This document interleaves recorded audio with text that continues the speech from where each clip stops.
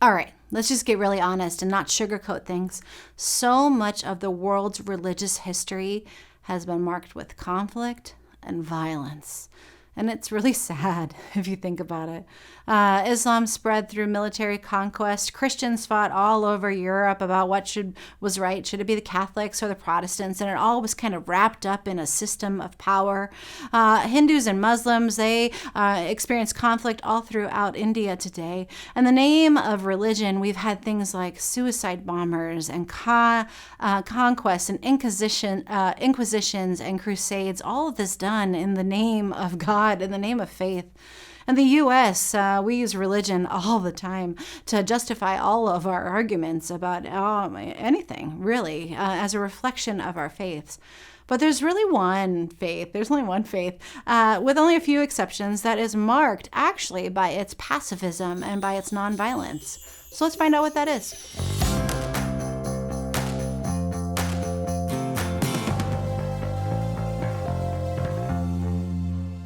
So around the 6th century BC, so before Christ, a man named Siddhartha Gautama was born, the son of a wealthy ruler of a small kingdom. And the story goes is that this ruler wanted to really protect his son. And so he protected the prince by keeping him isolated just within his kingdom. And he wanted to make sure that he lived in luxury, that this boy, Siddhartha, would never want for anything. Eventually, he got married right there within his kingdom. He ended up having his own child in that place. But then when he was 29 years old, all the way to 29, he made his way outside of the palace. And for the first time, he saw illness, death, suffering. And this experience at 29 years old, if that was your first encounter, it shocked him to his entire core, and it changed his entire life. He had looked at all the luxury that he had known as a child and growing up into his adulthood, all of this affluence.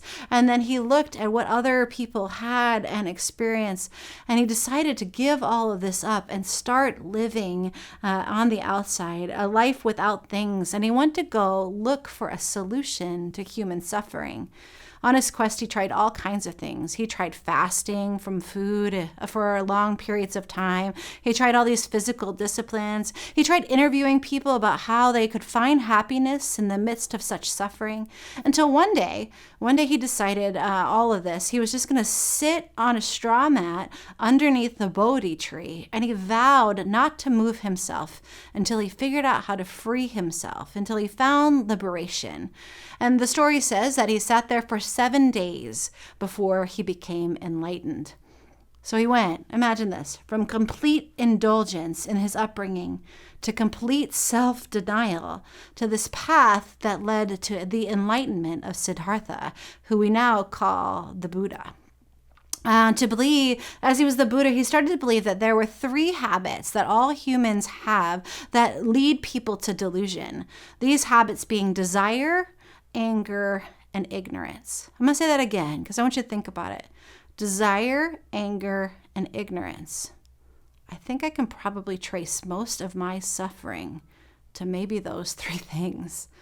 And the Buddha taught that in order to get through those 3 things, you had to live by 4 noble truths. So number 1, he was very simple. It said, life is suffering. Number 2, suffering has a cause. It's craving or attachment. Number 3, craving and attachment can be overcome. And number 4, that you're to follow the Eightfold Path. The Eightfold Path means right understanding, right purpose, right speech, right conduct, right livelihood, right effort, right alertness, and right concentration. What's so interesting is that if you call yourself a Christian like I do, this Eightfold Path, it sounds to me a lot like Jesus' Sermon on the Mount. When Jesus says, he does this pattern, Jesus says, you've heard it said, and then he says something and says, but I tell you. You've heard it said, but I'll tell you. Like, here's an example of that. Jesus says, you've heard it said that you shall not commit adultery, but I tell you that anyone who looks at a woman lustfully has already committed adultery with her in his heart.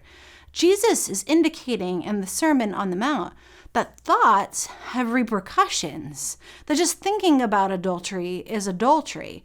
Just thinking about hurting someone is hurting someone. So Jesus is kind of similar in what Buddha was saying too, to kind of shift our thinking on those things, to get ourselves into sort of some right thinking. Jesus encourages us to pray for our enemies instead of punish them. The goal of mindfulness in Buddhism is actually a thing called nirvana. And the word literally means to blow out.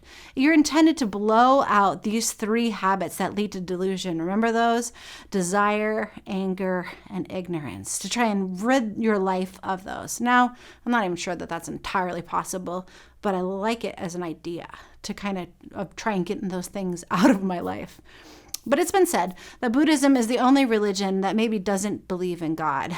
It's kind of nuanced, really.